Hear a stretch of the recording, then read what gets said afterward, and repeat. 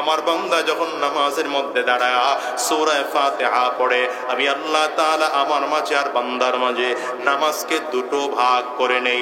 ইদা ক্বালাল আবদু আলহামদুলিল্লাহি রাব্বিল আলামিন ক্বালা আল্লাহু আযযা ওয়া জাল্লা হামিদানি আবদি, ওয়া ইদা ক্বালাল আবদু আর রহমানির রহিম ক্বালা আল্লাহু আযযা ওয়া জাল্লা أثنى علي عبدي، وإذا قال العبد مالك يوم الدين قال الله عز وجل مجدني عبدي، وإذا قال العبد إياك نعبد وإياك نستعين قال الله عز وجل هذا بيني وبين عبدي ولعبدي ما سأل، وإذا قال العبد اهدنا الصراط المستقيم صراط الذين أنعمت عليهم غير المغضوب عليهم ولا الضالين قال الله عز وجل هذا بيني هذا لعبدي ولعبدي ما سأل। নামাজের মধ্যে বান্দা যখন দাঁড়ায় সূরা ফাতিহা যখন পড়ে, আল্লাহ বলেন আমি আল্লাহ আমার মাঝে আর বান্দার মাঝে নামাজকে সমান করে দুটো ভাগ করে দেই। বান্দা নামাজের মধ্যে দাঁড়ায় বলে আলহামদুলিল্লাহি রাব্বিল আলামিন, নামাজে দাঁড়ায় বলে ওগো আল্লাহ সমস্ত জগতের মালিক রব, আয় আল্লাহ তোমার জন্য সকল প্রশংসা। আল্লাহ বলেন হামিদানি আবদি, বান্দা আমার প্রশংসা করলো। বান্দার সাথে আমার মালিকের কথা হয়, বান্দা বলে আর রহমানির রহিম। আল্লাহ বলেন আসনা আলাইয়া আবদি, আমার বান্দা আমার গুণকীর্তন বর্ণনা করলো। বান্দা নামাজে দাঁড়ায় বলে মালিক ইয়াউমিদ্দিন, কিয়ামত দিবসের বাদশা। আল্লাহ বলে মজ্জাদানি আবদি, আমার বান্দা আমার সম্মানের কথা বর্ণনা করলো।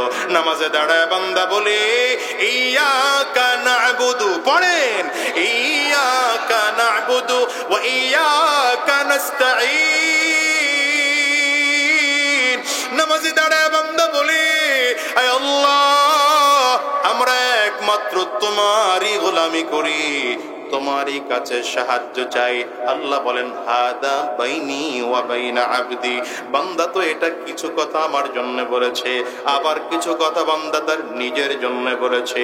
ওই যে বলল ইয়াকা না'বুদু, আল্লাহ তোমার গোলামি করে, আল্লাহ বলেন এটা বান্দা আমার জন্যই বলছে। আর যে বলছে আল্লাহ তোমার কাছে সাহায্য চাই, এটা বান্দা তার নিজের জন্য বলেছে। আল্লাহ বলেন আমার বান্দা আমার কাছে যা যা তার জন্য চাইলো আমি আল্লাহ সব বান্দারে দিয়ে দিলাম। এবার বান্দা দেখে চাওয়ার পালা শুরু হয়ে গেল, চাইলেই আল্লাহর কাছে পাওয়া যায়। এখন কয় আল্লাহ কি চাবো তোমার কাছে? নামাজে দাঁড়ায় চাবো কি? বাড়ি চাই না আল্লাহ, গাড়ি চাই না, ক্ষমতা চাই না, সম্মান চাই না, ইজ্জত চাই না, আবরু চাই না, দুনিয়ার কিছুই চাই না। আল্লাহ চাবো তো তোমার কাছে হিদায়াত চাই। আল্লাহু আকবার। ইহদিনাস সিরাতাল মুস্তাকিম। নামাজে দাঁড়িয়ে এবার বান্দা বলছে, কারণ কথাবার্তা শুরু হয়ে গেছে আল্লাহর সাথে। এখন আল্লাহর কাছে বান্দা চাইলেই কথা বলে না, দেখছেন, চাইলেই পায়। তো আল্লাহর সাথে এখন কথা বলা শুরু করছে। গায়রিল মাগদুব ইহদিনাস সিরাতাল মুস্তাকিম, ইহদিনাস সিরাতাল মুস্তাকিম। পড়েন না ইহদিনাস সিরাতাল মুস্তাকিম সিরাতাল লাযীনা আন'আমতা আলাইহিম গায়রিল মাগদুবি আলাইহিম ওয়ালাদ-দাল্লিন। আল্লাহু আকবার, জোরে বলো। দুনিয়ার মুসলমানেরা রব্বে কারীমের সাথে বান্দা এখন কথাবার্তা আরম্ভ করে দিয়েছে। এবার আল্লাহর কাছে বান্দা চায়। আল্লাহ তাআলা ডেকে বলেন বান্দারে, আমার কাছে বান্দা এবার চাইলো, বান্দা আমার কাছে যা যা চাইলো আমি আল্লাহ বান্দারে তা দিয়ে দিলাম। আল্লাহু আকবার, চিল্লায় আওয়াজ করে জোরে বলে মাশাআল্লাহ। আসেন আমার ভাই, আমার প্রিয় ভাই মৌলানা মুফতি আরিফ বিন হাবিব সাহেব দামাত বারাকাতুহুমুল আলিয়া চলে আসছেন। আসেন ভাইজান, মাশাআল্লাহ। একটু শেষ করি 2-4 মিনিট। তো এই বান্দার সাথে আমার মালিকের কি হয়ে গেল? কথা কয় না, কথাবার্তা আরম্ভ হয়ে গেল নামাজের মধ্যে। এটা বলছিলাম এই জন্য, ওই যে সুরাকা বিন মালিক কারে ধরতে গেছে? দ্বিতীয়বারে আমার নবীকে ধরতে। নবী বলেন, সাবধান, সামনের দিকে আগাও না, এই সুরাকা সামনের দিকে আগাও না। এরপরেও সুরাকা বিন মালিক সামনের দিকে আগায়, কোমর পর্যন্ত যখন বালুর মধ্যে ডুবে গেল, চিল্লায়া চিল্লায়া বলতেছে, মুহাম্মদ আমারে বাঁচাও, আমারে রক্ষা করো, মনে হয় আমি মরে যাই। পয়গম্বর আরবি আল্লাহর কাছে দোয়া করলেন, আল্লাহ সুরাকাকে তুমি মুক্তি দিয়ে দাও। এই আমার বিরুদ্ধে লেগে লেগে এ পর্যন্ত খুঁজে খুঁজে এসছে, কিন্তু আমি পয়গম্বর চাই সুরাকারে মুক্তি দিয়ে দাও, কারণ সে ওয়াদা করেছে যদি মুক্তি পেয়ে যায় আমারে সে ডিস্টার্ব করবে না। রব্বে করিম রাসূলুল্লাহ সাল্লাল্লাহু আলাইহি ওয়াসাল্লামের দোয়ার বদৌলতে সুরাকা বিন মালিককে আমার আল্লাহ তাআলা গজব থেকে মুক্তি দিয়ে দিলেন। সুরাকা বিন মালিক মুক্তি পাইয়া এবার নবীজির দিকে তাকায় বলেন, পয়গম্বর মুহাম্মদ আমি তোমাকে নবী বলে মানি না, তবে তোমার ব্যাপারে আমি একটা সত্য কথা বলতে পারি। আমি তোমার নিরাপত্তার জন্য এখন থেকে দায়িত্ব গ্রহণ করলাম। এই রাস্তা দিয়ে যে তুমি মদিনার দিকে হিজরত করতে রওনা করেছ, আমি গিয়া ইহুদি আবার মক্কার মানুষদেরকে বলবো এই রাস্তা দিয়ে মুহাম্মদ যায় নাই, তাদেরকে রাস্তা ঘোরায় দেব, তোমার পিছু তাদেরকে নিতে দেব না। এই কথাটায় পয়গম্বর আরবি বড় খুশি হয়ে গেলেন, আল্লাহর কাছে দোয়া করেন, আয় আল্লাহ এই সুরাকার জন্য দোয়া করি, আল্লাহ সুরাকারে মুসলমান বানা দাও। তবে রাসূলুল্লাহ তাকায়া কয়, সুরাকারে তুমি কি খুশি হইবা নাকি যেদিন রোম সম্রাটের সেই রোম রাজ্য বিজয় করা হবে, রোম সম্রাটের যে মাথার মুকুটটা আছে, মাথার মুকুটটা তোমাকে পরায় দেওয়া হবে, তুমি খুশি নাকি বলো? সুরাকা বলেন, অবশ্যই আমি খুশি গো পয়গম্বর। লম্বা আলোচনা মুসলমান। নবীজি জমিন থেকে বিদায় হয়ে গেলেন, খলিফাতুল মুসলিমিনের দায়িত্ব নিলেন আবু বকর সিদ্দিক রাদিয়াল্লাহু আনহু। হযরত আবু বকর জমিন থেকে বিদায়, খলিফাতুল মুসলিমিনের দায়িত্ব নিলেন, আমিরুল মুমিনিনের দায়িত্ব নিলেন হযরত ওমর ফারুক রাদিয়াল্লাহু আনহু।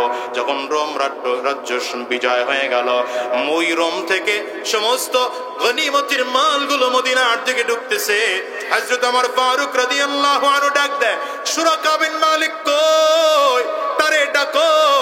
নবীজি বলেছেন মাথার মুকুটটা তারে পরায় দেওয়ার জন্য, আমি আমার মাথার মুকুটটা তারে পরায় দিতে চাই। এই কথা বুঝাইতে চাইছিলাম। আমার নবীকে পৃথিবীর ইতিহাসে দুইজন মারতে চেয়েছিল, একজন ছিলেন উমর ইবনুল খাত্তাব রাদিয়াল্লাহু আনহু, আরেকজন সুরাকা বিন মালিক। আল্লাহ তাআলা দুইজনকেই মুসলমান। আমার নবীর আখলাকের মধ্যে কোনো ত্রুটি ছিল না।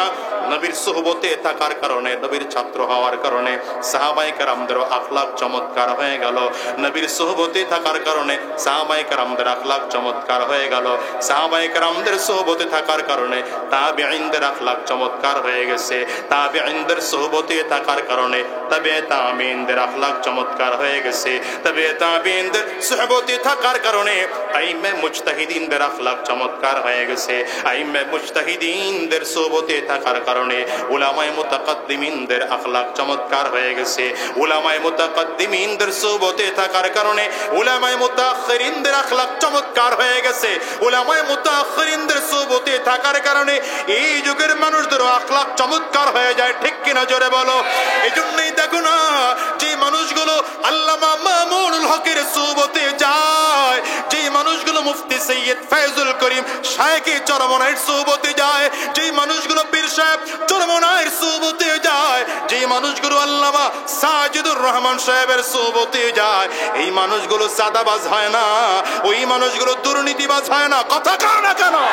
ওই মানুষগুলো চুরি করে না, ডাকাতি করে না, বরং আমি তো তাকে দেখি উলামায়ে কেরামদের আধা ঘন্টা পৌনে এক ঘন্টার বয়ান শুনে এদেশের হাজারো যুবক চাঁদাবাজি ছেড়ে দিয়ে পাক্কা ইমানদার হয়ে গেছে। আলহামদুলিল্লাহিল্লাযী আহাতা বিকুল্লি শাইইন ইলমা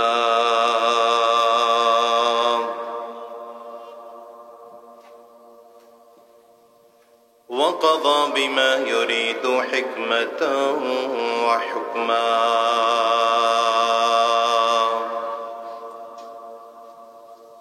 وأنعم بالنعم ابتلاء وامتحانا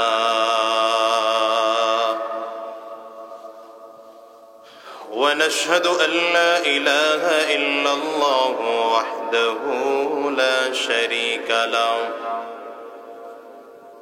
ونشهد أن محمدا عبده ورسوله اللهم صل على محمد وعلى آله وصحبه وسلم تسليما كثيرا كثيرا أما بعد فأعوذ بالله من الشيطان الرجيم بسم الله الرحمن الرحيم إن الدين عند الله الإسلام وقال تبارك وتعالى ومن يبتغي غير الإسلام دينا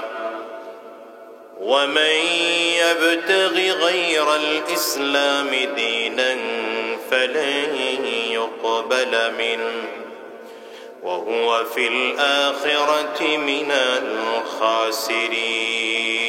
الخاسرين وقال تبارك وتعالى وإنك لعلى خلق عظيم صدق الله العظيم وصدق رسوله النبي الكريم ونحن على ذلك من الشاهدين والشاكرين والحمد لله رب العالمين سبحانك لا علم لنا إلا ما علمتنا إنك أنت العليم الحكيم رب اشرح لي صدري ويسر لي أمري واحلل عقدة من لساني يفقه قولي لا إله إلا الله জোরে জবান খুলে আওয়াজ দিয়ে সকলে মিলে দিল উজাড় করে লা ইলাহা ইল্লাল্লাহ লা ইলাহা ইল্লাল্লাহ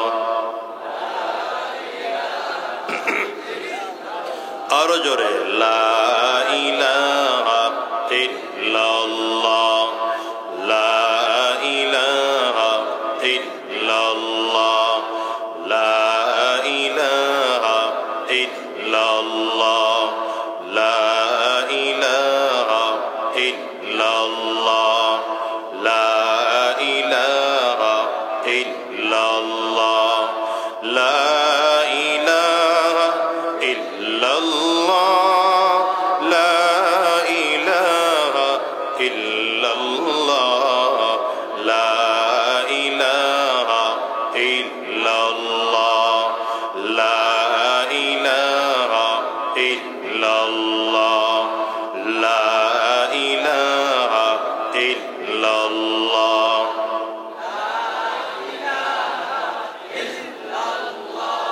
লা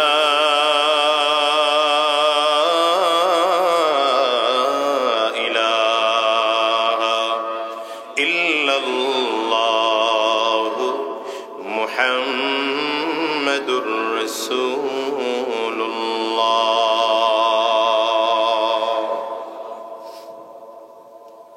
রাধানগর পশ্চিম পাড়া যুব সমাজ এবং বাইতুল মামুর জামে মসজিদ কমিটির উদ্যোগে আয়োজিত আজকের এই তাফসীরুল কোরআন মাহফিল, আজকের মাহফিলের মুহতারাম সম্মানিত সভাপতি, সম্মানিত প্রধান অতিথি, বিশেষ অতিথি বৃন্দ, মঞ্চে উপস্থিত হযরত উলামায়ে কেরাম, সম্মুখ পানে সমবেত দিন প্রিয়, ইসলাম প্রিয়, দিনদার ইমানদার মুমিন মুসলমান মর্দ মুজাহিদ ভাইরা, মুরব্বী বাবাজিরা, যুবক বন্ধুরা, কচি কাঁচা মাসুম বাচ্চারা, পর্দার অন্তরালে অবস্থানরত সম্মানিতা শ্রদ্ধেয়া মা ও বোনেরা, আল্লাহ পাকের শুকর যে আল্লাহ তাআলা আপনাকে আমাকে অত্যন্ত দয়া করে, মায়া করে, মহব্বত করে ভালোবেসে আজকের এই কুরআনী মজলিসে, জান্নাতি বাগানে, ঈমানদারদের মজলিস, আল্লাহ ওয়ালাদের মজলিসে, বিশেষ করে আল্লাহ পাকের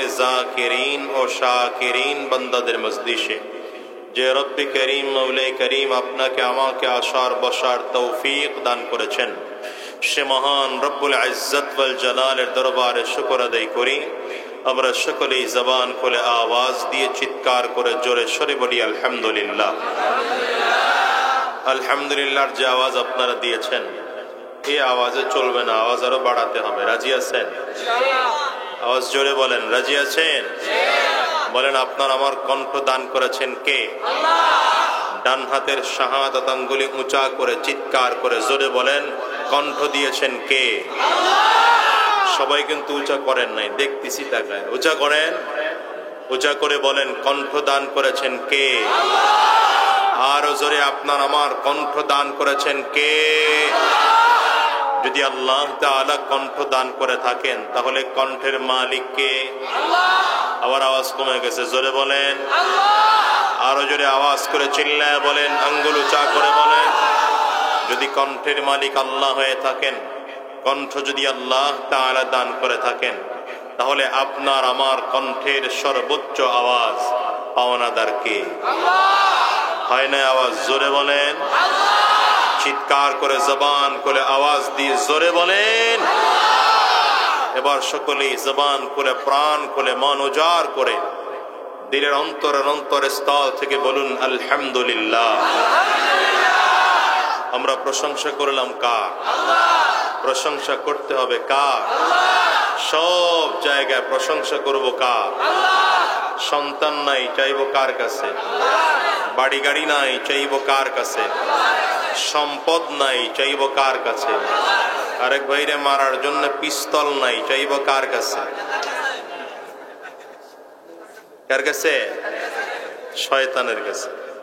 চাইলেন ভালো কথা, শয়তানের কাছে বা আপনার নেতার কাছে। চাইয়া কাউকে অন্যায় ভাবে হত্যা করবেন, ইসলাম সমর্থন করে এটা?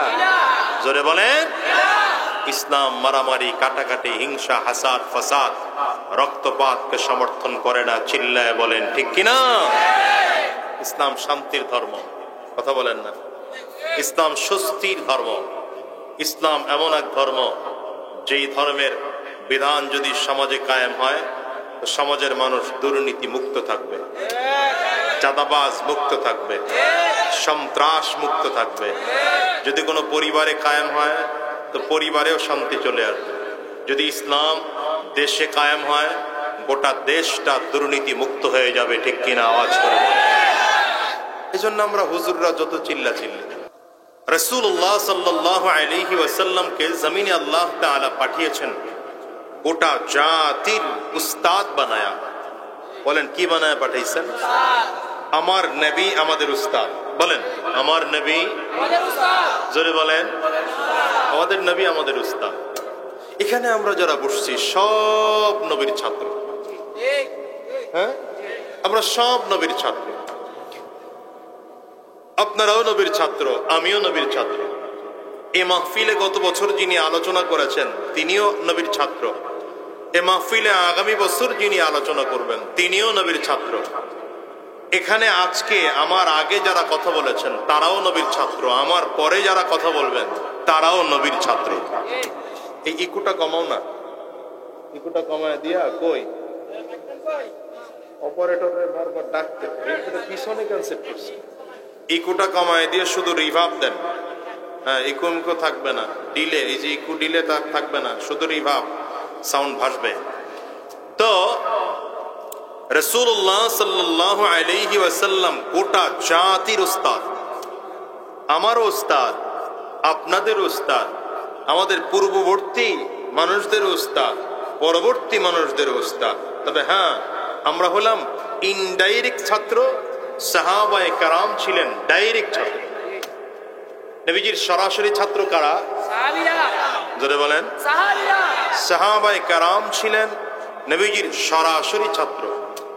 আমরা নবীজির সরাসরি ছাত্র না, কিন্তু ভায়া হয়েও গেলে কার ছাত্র? নবীজির ছাত্র। আর আমার নবী হলেন কার ছাত্র? আল্লাহর ছাত্র। দেখছেন কথা কয় না? আল্লাহর ছাত্র। এই এই এদিকে এদিকে আমার দিকে তাকায় দেখ। আমরা কার ছাত্র? আঙ্গুল উঁচা করে। আমরা কার ছাত্র? নবীর ছাত্র। নবীজি কার ছাত্র? আল্লাহর ছাত্র। দেখেন রাসূলুল্লাহ সাল্লাল্লাহু আলাইহি ওয়াসাল্লাম গোটা দুনিয়ার কোন স্কুলে, কলেজে, ইউনিভার্সিটিতে, কোন মাদ্রাসায়, এমনকি কোন শিক্ষকের কাছেও লেখাপড়া করেন নাই। কিন্তু দুনিয়ার কারো কাছে লেখাপড়া না করলেও লেখাপড়া ডাইরেক্ট করিয়েছেন কে? আল্লাহ। নবীজি নিজেই বলেন, আল্লামানি রব্বি ফাআহসানা তা'লিমি, আল্লামানি রব্বি ফাআহসানা তা'লিমি, আদ্দাবানি রব্বি ফাআহসানা তা'দীবি। পয়গম্বর বলেন, আমি দুনিয়ার কারো কাছে লেখাপড়া করি নাই ঠিক, তবে আমাকে যতটুকু শিখানোর আমার আল্লাহ আমাকে শিখিয়েছেন। সুবহানাল্লাহ বলেন না? সুবহানাল্লাহ। নবীজি আরো বলেন, শুধু আমাকে আল্লাহ তাআলা জ্ঞান শিখিয়েছেন তা নয়, বরঞ্চ আমাকে আখলাক শিখিয়েছেন, আদব শিখিয়েছেন, আখলাক শিখিয়েছেন, চরিত্র শিখিয়েছেন। আমার আল্লাহ আমাকে আখলাক শিখানোর কারণে আমার আখলাক গোটা পৃথিবীর মানুষের মধ্যে সব থেকে শ্রেষ্ঠ আখলাক। আচ্ছা বলেন তো, আমার নবীর আখলাক কেমন ছিল? আল্লাহু আকবার। আমার আল্লাহ তাআলা নবীজির আখলাকের কথা বর্ণনা করতে গিয়ে, আমার নবীজির জীবন আদর্শ চরিত্রের কথা বর্ণনা করতে গিয়ে আল্লাহ নিজেই বলছেন, ওয়া ইন্নাকা লাআলা খুলুকিন আযীম। পয়গম্বর আপনি মহান চরিত্রের অধিকারী। আল্লাহ তাআলা পয়গম্বর আরবের আখলাক বর্ণনা করতে গিয়ে বলেন, পয়গম্বর আপনি মহান চরিত্রের অধিকারী। মনে রাখবেন, আজিম শব্দটা আল্লাহ পাকের একটা সিফতি নাম। কার সিফতি নাম? আজিম শব্দের অর্থ হচ্ছে মহান। আল্লাহ তাআলা আজিম শব্দটা নবীর আখলাকের সাথে লাগাইলেন। কোন নবীর আখলাক বর্ণনা করতে গিয়ে আল্লাহ তাআলা আজিম শব্দ লাগান নাই। আপনার আমার নবী সরওয়ারে দো আলম জনাবে মুহাম্মদুর রাসূলুল্লাহ সাল্লাল্লাহু আলাইহি ওয়াসাল্লামের আখলাক বর্ণনা করতে গিয়ে আল্লাহ তাআলা আজিম শব্দ লাগাইলেন। লাগানোর কারণ আল্লাহ তাআলা বুঝাইলেন, আমি আল্লাহ তাআলা যেমন আজিম, আমি আল্লাহ তাআলা যেমন মহান, আমি আল্লাহ পাকের যেমন কোনো তুলনা হয় না, আমার পয়গম্বরের চরিত্রটাও এত মহান, আমার পয়গম্বরের চরিত্রেরও কোনো তুলনা হয় না। আল্লাহু আকবার, জোরে বলো। রাসূল নামে কে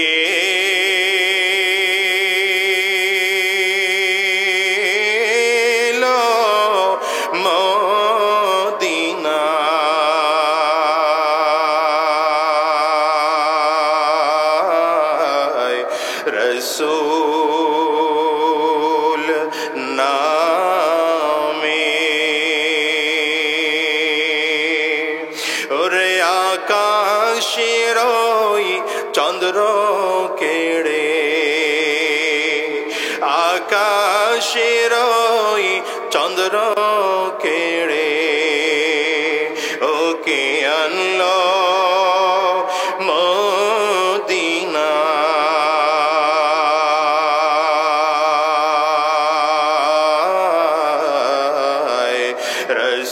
রসূল নামে কষ্ট হয়? গলেতে তসবির মালা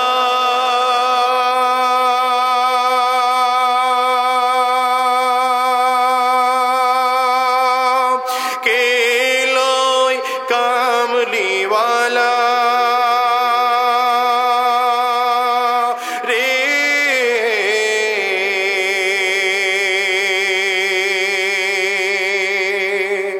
গলেতে তসবির মালা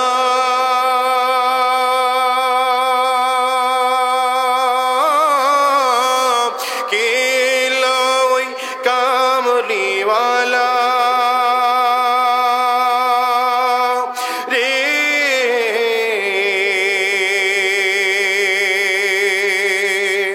ওরে আমন দরদির কথা এমন দরদির কথা শুনলে পরাণ জুড়ায়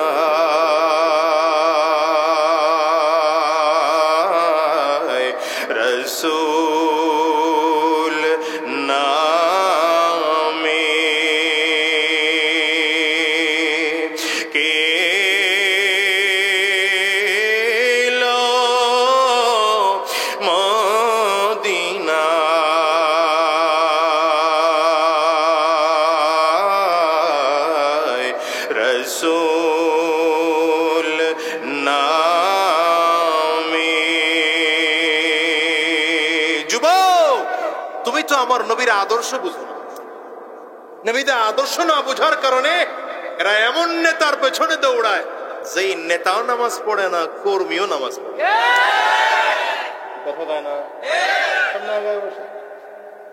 আমাদের দেশে এমন নেতা আছে না নামাজ পড়ে না, কর্মীও নামাজ পড়ে না, নেতাও রোজা রাখে না, কর্মীও রোজা রাখে না। নেতার মাথায়ও টুপি নাই, কর্মীর মাথায়ও টুপি নাই, নেতার মুখেও দাড়ি নাই, কর্মীর মুখেও দাড়ি নাই। কথা কয় না কেন?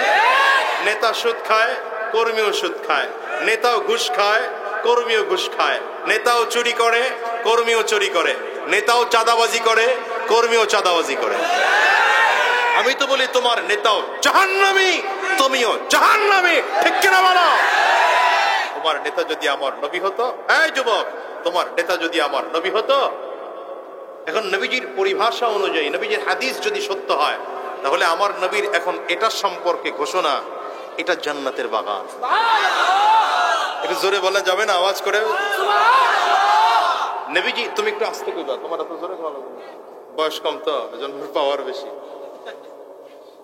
বাকিরা সব জোরে কইবে। শুধু জান্নাতের বাগান না, তোমারে কইতেছি, বাকি সবাই শুনবো আর কি। শুধু জান্নাতের বাগান না, নবীজি বলেন হাফাতহুমুল মালাইকা, এই যতটুকু প্যান্ডেল করা হয়েছে ততটুকু জায়গা আল্লাহর ফেরেশতারা কাতার করে বেষ্টনী দিয়ে দাঁড়িয়ে আছে। নবীজি বলেন ওয়া নাযালাত আলাইহিমুস সাকিনা, আল্লাহ তাআলা ওয়া গাশিয়াতহুমুর রাহমা, দ্বিতীয় নম্বর ওয়া গাশিয়াতহুমুর রাহমা। নবীজি বলেন আমরা তো দেখতেছি যে চাদর দিয়ে ঢেকে রাখা হয়েছে, কিন্তু নবী বলেন এটা চাদর দিয়ে ঢেকে রাখা হয়নি, বরঞ্চ আল্লাহ তাআলা তার রহমতি চাদর দিয়ে ঢেকে রেখেছেন।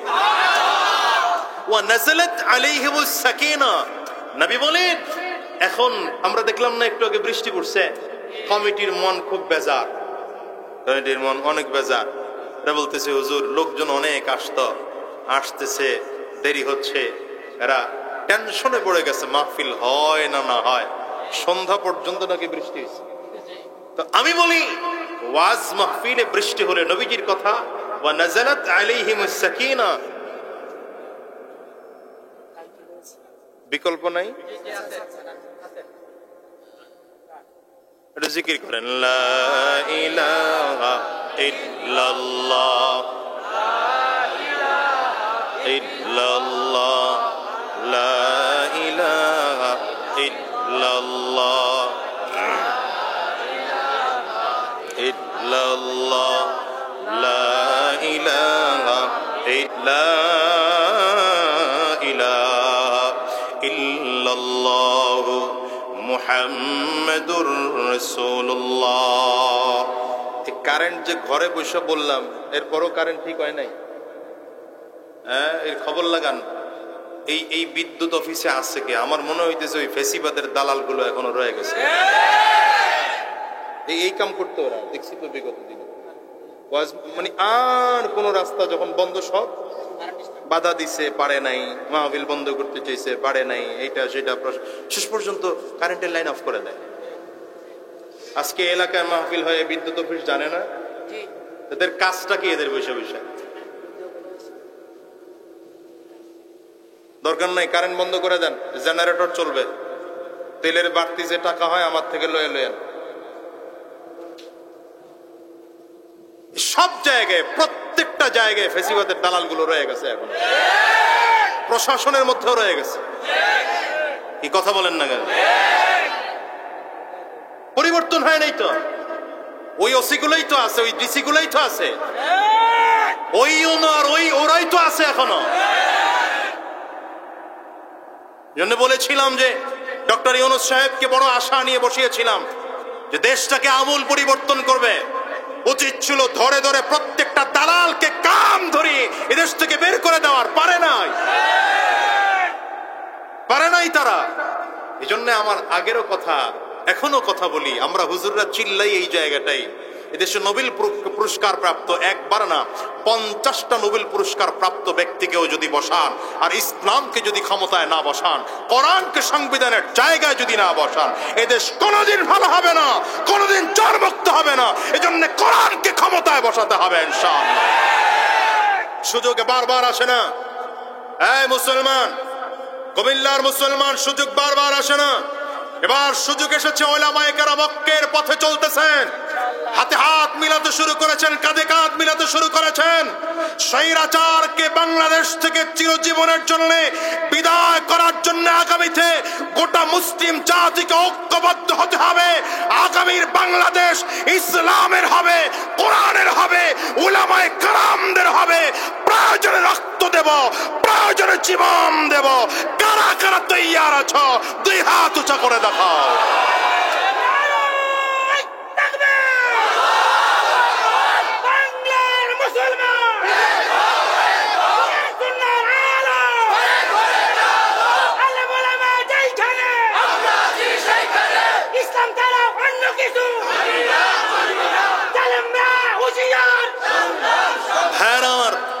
আমরা আবার এই কথা বললে একদল এখন কয় হুজুররা রাজনীতি করে কেন? আমি বলি রাজনীতি করাই হুজুরদের কাজ। রাজনীতি চোরের কাম না। চোর কেন রাজনীতি করবে? চোর। কি কথা বল না কেন? ডাকাতদের কাজ কি রাজনীতি? তো ডাকাত, ওর পরিচয় আলাদা, ও ডাকাত, কেন রাজনীতি করবে? খুনি কেন রাজনীতি করবে? ওর পরিচয় তো খুনি। ধর্ষক কেন রাজনীতি করবে? ওর পরিচয় তো ধর্ষক। সুদখোর, ঘুষখোর, চাঁদাবাজ কেন রাজনীতি করবে? ওর পরিচয় সুদখোর, ও ঘুষখোর, ও চাঁদাবাজ। ঠিক কিনা বলো? রাজনীতি চরিত্রবান মানুষের কাজ। রাজনীতি যাদের চরিত্রে দাগ নাই, যাদের ক্লিন ইমেজ, যাদের চেহারায় নবীর সুন্নাহ শোভা পায়, যারা নববী আদর্শ জীবন চালায়, এরা রাজনীতি করবে। কি ঠিক না বেঠিক? আপনারা তো মাহফিলে আসলে ঠিকই ঠিকঠাক বলেন, কিন্তু বের হয়ে গিয়ে সব ভুলে যায়। এইবার যেন ভোলা না হয়। কথা বুঝাইতে পারতেছি? কারো চোখ রাগানি যেন আপনাদের সত্য পথ থেকে ফিরাতে না পারে। 2-4 টাকার লোভে পড়ে ইসলামকে বিক্রি করে দেব না, ঈমানকে বিক্রি করে দেব না। ঠিক কিনা বলো? আমার ঈমান আমার কাছে দামি। কি কথা বলেন? আরে ঈমান যদি না থাকে দাম আছে নাকি? একজন ব্যক্তির ঈমান, একজন ব্যক্তির চরিত্রই নাই, ওর কোনো দাম আছে? কি কথা কন না কেন? রাসূলুল্লাহ সাল্লাল্লাহু আলাইহি ওয়াসাল্লাম, তো এটা তোমারে নিয়ে অনেকক্ষণ কথাবার্তা কইছি, ওই হাদিসটা শোনাইছি, খুব মজা করে বইবা, ঠিক আছে তো? একদম শেষ পর্যন্ত আমি উঠা গেলেও আমার ভাই, আমার অত্যন্ত মুহাব্বতের মুফতি আরিফ বিন হাবিব সাহেব আলোচনা করবেন, মনোযোগ দিয়ে শুনবা ইনশাআল্লাহ, ঠিক আছে? এরপরে বাসায় গিয়ে এটা আবার তোমার আম্মা, তোমার ভাই বোন যারা আছে করে শোনাইবা। তোমার মতো যুবক দরকার নেই, এই মুরব্বীর ওয়াজ শুনান লাগে নাকি? মুরব্বীরা তো এমনি ভালো হয়ে গেছে গা, মরণের ভয় আছে না বাজান? কিন্তু ওয়াজ তো তোমার দরকার মিয়া। আল্লাহ কবুল করো, আমিন বলো। রাগ করছস? রাগ করিস না। তোর জন্য আমার কলিজায় মোহাব্বত, ভালোবাসা। এই যুবকদের জন্য আমাদের কলিজায় কত ভালোবাসা, যদি দেখাইতে পারতাম কলিজাটা ছিঁড়া আপনাদেরকে, তাহলে বুঝতেন। প্রিয় ভাইরা আমার, রাসূলুল্লাহ সাল্লাল্লাহু আলাইহি ওয়াসাল্লাম গোটা পৃথিবীর মধ্যে সবথেকে শ্রেষ্ঠ চরিত্রবান ব্যক্তিত্ব। বলেন, আমার নবীর আখলাকের সার্টিফিকেট কে দিয়েছেন? আল্লাহ। কেমন সার্টিফিকেট দিয়েছেন? দুনিয়ার কোন নবীর আখলাক বর্ণনা করতে গিয়ে আল্লাহ তাআলা এই শব্দটা লাগাননি, যে শব্দটা আমার নবীর আখলাক বর্ণনা করতে গিয়ে লাগিয়েছেন। কারণ আমার নবীর আখলাক হচ্ছে নরমাল কোনো আখলাক নয়, খুলুকে আযীম। আমার নবীর আখলাক মহান চরিত্র, যেই চরিত্রের সাথে কারো তুলনা হয় না। ঠিক না বেঠিক? প্রশ্ন হলো, আমার নবীকে এত আখলাক ওয়ালা বানায় পাঠালেন কেন? আল্লাহ তাআলা পাঠানোর কারণ হচ্ছে আমার নবীর মাধ্যমে গোটা জাতিকে চরিত্রবান বানাবেন।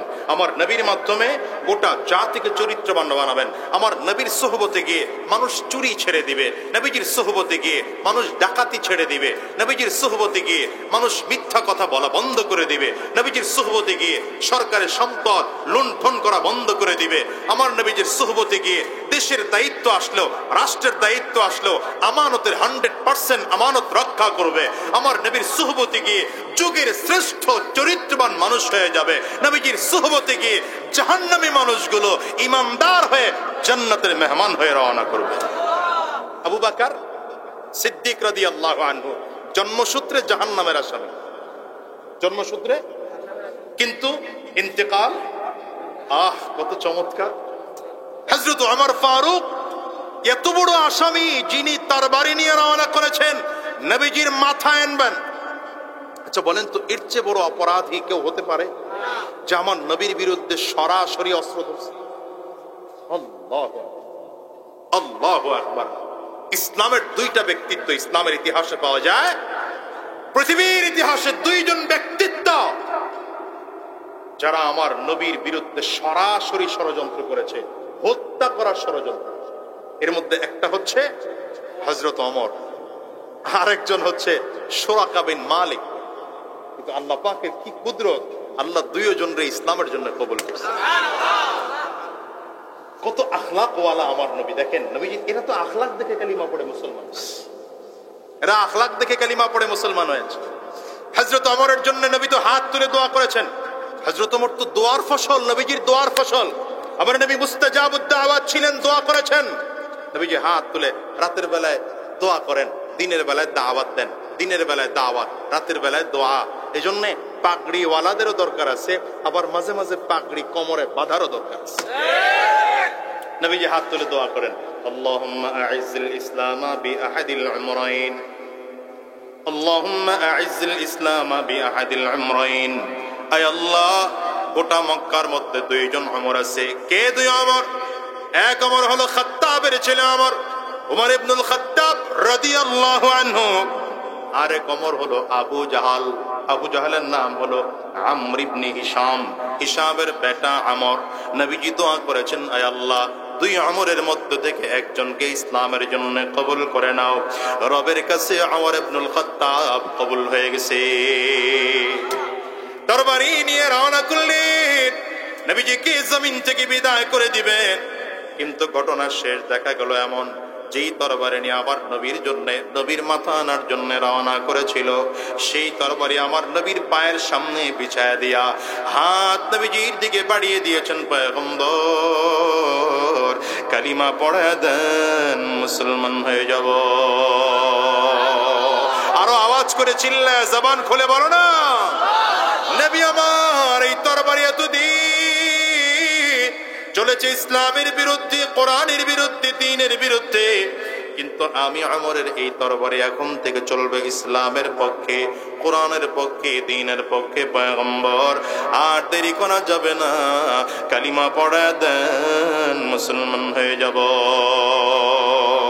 ইসলাম হলো চিরদিনের শান্তি সুখের নিশানা, ইসলাম ছাড়া অন্য সবই জাহান্নামের ঠিকানা। আর দ্বিতীয় নম্বর মানুষ ছিলেন সুরাকা বিন মালিক। কে সেই সুরাকা বিন মালিক জানো?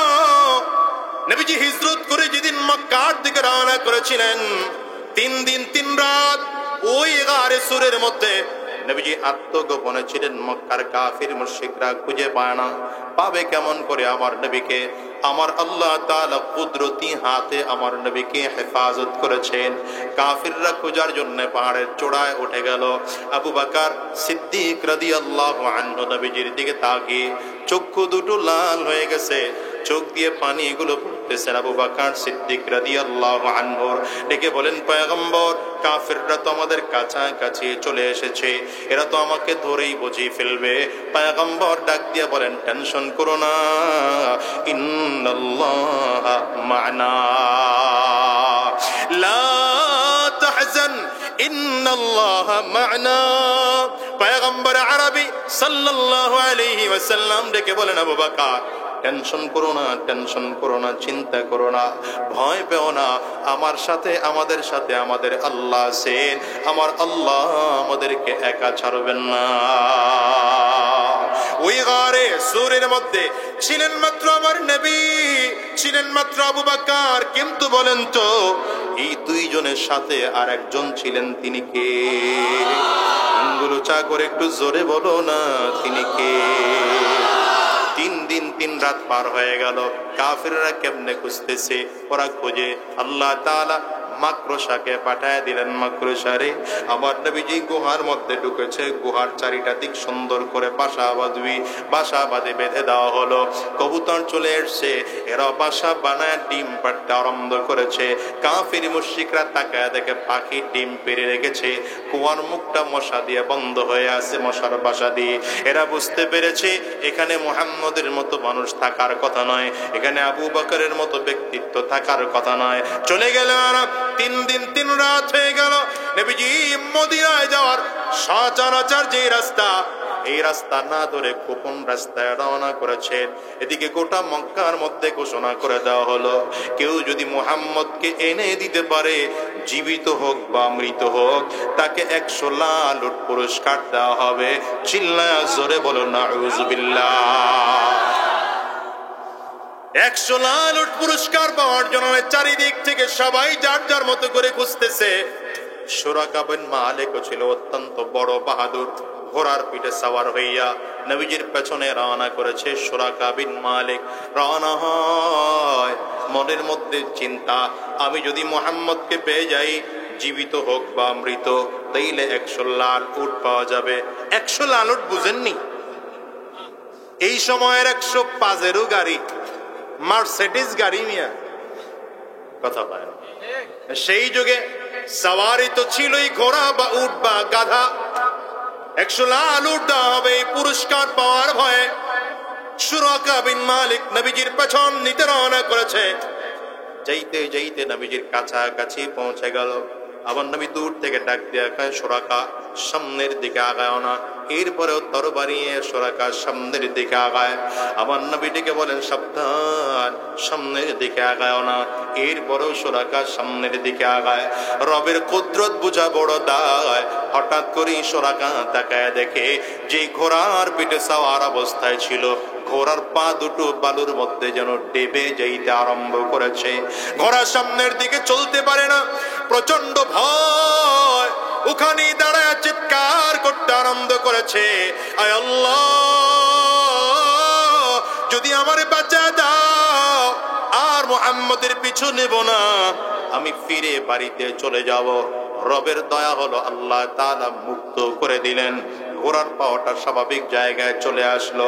সুরাকা বিন মালিক বাড়ির দিকে ফিরে আসবে, মনে মনে চিন্তা, 100 উটের অফার চলে যায়। আবার পিছু নিতে শুরু করেছেন নবীজির। ইতিমধ্যে নবীজি হেঁটে হেঁটে একটু সামনের দিকে চলে গিয়েছেন। আবু বকর সিদ্দিক রাদিয়াল্লাহু আনহু সামনের দিকে চলে গেলেন। এই দিকে সুরাকা বিন মালিক আবার ঘোড়া চালা নবীজির কাছাকাছি চলে গেল।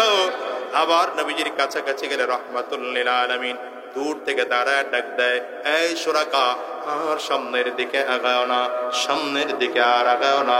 এরপরেও সুরাকা সামনের দিকে আগায়। মনে মনে ওই 100 লাল উটের লোভ সামলাতে পারে না। পয়গম্বর আরবি বারবার করে বলার পরেও যখন সুরাকা বিন মালিক নিজের গতি বন্ধ করে না, রবের কুদরতের খেলা আরম্ভ হয়ে গেল। মরুভূমির মধ্যে বালু ঝড় তৈরি হতে আরম্ভ করেছে। প্রচন্ড বালু ঝড়ের কারণে ঘোড়ার পা গুলো মাটির মধ্যে বালুর মধ্যে ডেবে যায়। বালুর মধ্যে ডেবে যাইতে যাইতে ঘোড়ার কোমর পর্যন্ত, এমনকি সুরাকা বিন মালিক যে ছিল এর কোমর পর্যন্ত বালুর মধ্যে ডেবে যায়। ধীরে ধীরে সম্পদ নিচের দিকে যাইতেছে। সুরাকা বিন মালিক বড় ভয় পেয়ে গেছে। ঘোড়ার মাথাটা কোনো কায়দায় উপরের দিকে আছে। ওখানে দাঁড়ায় চিল্লা ডাক দেয়, মুহাম্মদ দ্রুত আমার জন্য দোয়া করে আমারে বাঁচায় দাও। যদি আমারে বাঁচায় দাও, ওয়াদা দিলাম তোমার কোনো ক্ষতি করব না। আমার নবী তো রহমতের নবী, সুবহানাল্লাহ কয় না? রব্বে কারীম তো আমার নবীর সিফাত বর্ণনা করতে গিয়ে আবার বলেন, ওয়ামা আরসালনাকা ইল্লা রাহমাতাল লিল আলামিন।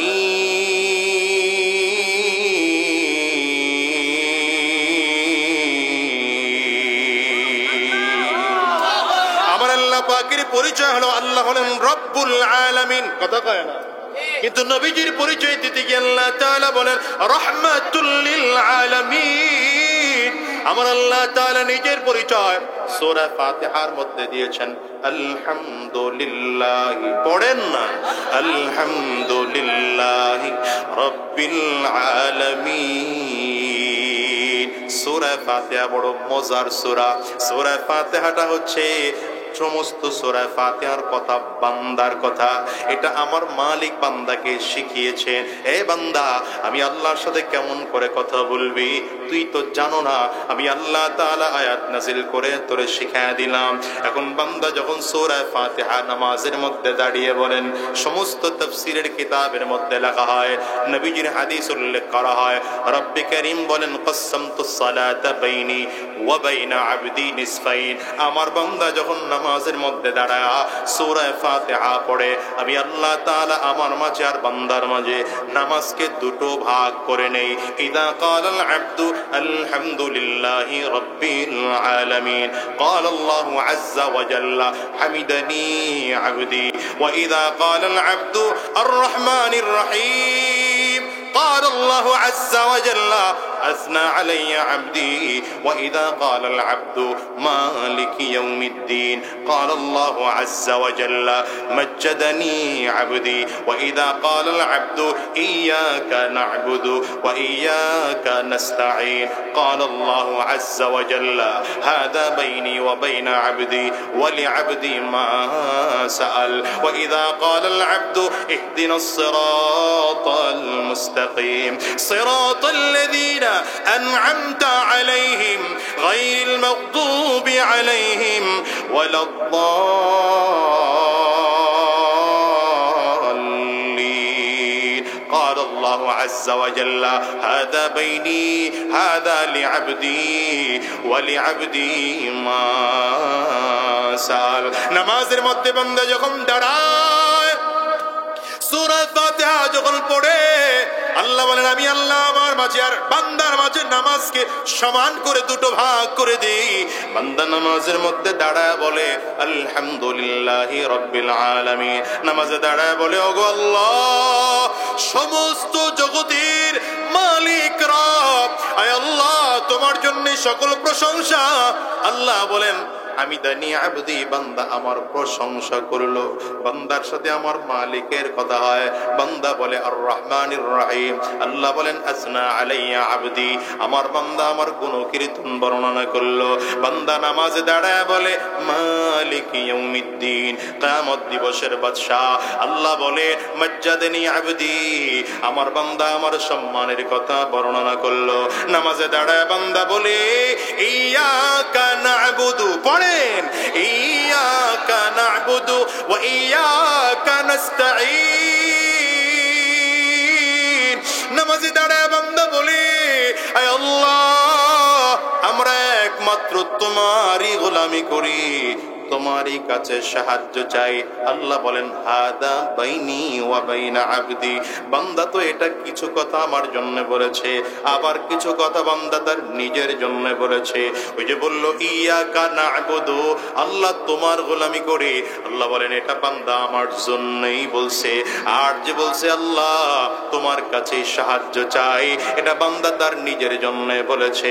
আল্লাহ বলেন আমার বান্দা আমার কাছে যা যা তার জন্য চাইলো, আমি আল্লাহ সব বান্দারে দিয়ে দিলাম। এবার বান্দা দেখে চাওয়ার পালা শুরু হয়ে গেল, চাইলেই আল্লাহর কাছে পাওয়া যায়। এখন কয় আল্লাহ কি চাবো তোমার কাছে? নামাজে দাঁড়ায় চাবো কি? বাড়ি চাই না আল্লাহ, গাড়ি চাই না, ক্ষমতা চাই না, সম্মান চাই না, ইজ্জত চাই না, আবরু চাই না, দুনিয়ার কিছুই চাই না। আল্লাহ চাবো তো তোমার কাছে হিদায়াত চাই। আল্লাহু আকবার।